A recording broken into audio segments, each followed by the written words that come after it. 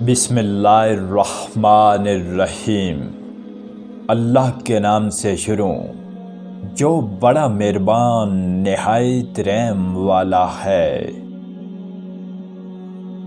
سخت کلامی آگ کا وہ شعلہ ہے جو ہمیشہ کے لیے داغ چھوڑ جاتا ہے۔ بے قابو زبان ڈنک بن جاتی ہے، کبھی کسی کے لیے اور کبھی اپنے لیے۔ دو باتیں عقل کے خلاف ہیں، بولنے کے وقت چپ رہنا اور چپ رہنے کے وقت بولنا۔ زبان اپنی مٹھاس سے دشمن کو دوست اور اپنی تلخی سے دوست کو دشمن بنا دیتی ہے۔ زبان گوشت کا کمزور لوتھڑا ہے، لیکن مار دینے کی صلاحیت رکھتی ہے۔ لوگوں میں سے وہ شخص زیادہ برا ہے جس کی بدگوئی سے بچنے کے لیے لوگ اسے ملنا چھوڑ دیں۔ کم عقل زیادہ بولنے کے بعد گھاٹے میں چلے جاتے ہیں اور پھر پچھتاتے ہیں۔ ایک غیر ضروری بحث کسی بھی عزیز ترین دوست رشتہ دار کو جدا کر سکتی ہے۔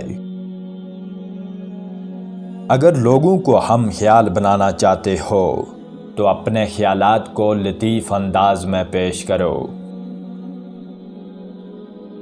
چاہے تم سڑک پر جا رہے ہو یا بحث کر رہے ہو، جہاں سرخ بتی نظر آئے وہاں رک جاؤ۔ دنیا کی دو چیزوں سے پرہیز کرو، ایک تو کسی جاہل سے دشمنی کرنا اور دوسرا کسی ان پڑھ سے بحث کرنا۔ جو شخص ہر چیز کو بے چینی کی نظر سے دیکھتا ہے وہ موقع ملنے پر ہیرے کو بھی پتھر سمجھ کر پھینک دیتا ہے۔ جس دروازے سے شک اندر آتا ہے، محبت و اعتماد اس دروازے سے باہر نکل جاتے ہیں۔ وہ شخص سچ مچ عقل مند ہے جو غصے کی حالت میں بھی بری بات منہ سے نہیں نکالتا۔ ایماندار کو غصہ بھی جلدی ہوا کرتا ہے اور راضی بھی جلدی ہوا کرتا ہے۔ سب سے زیادہ حسد اس شخص کے دل میں ہوتا ہے جو بہت جھگڑے، بکھیڑے اور مباحثے کرتا ہے۔ جو بات مسائل پیدا کر رہی ہو اسے ختم کر دینے میں ہی بہتری ہے۔ جس گھر میں بھائی چارہ نہیں اور افراتفری رہتی ہے وہ گھر آج نہیں تو کل ضرور برباد ہو جائے گا۔ جو شخص اپنا بکرا حاصل کرنے کے لیے مقدمہ بازی کرتا ہے وہ اپنی گائے کو بھی کھو دیتا ہے۔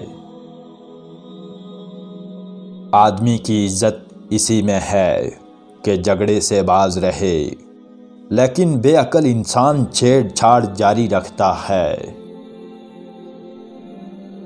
معمولی بات پر الجھ پڑنا کتوں اور بلیوں کی نشانی ہے۔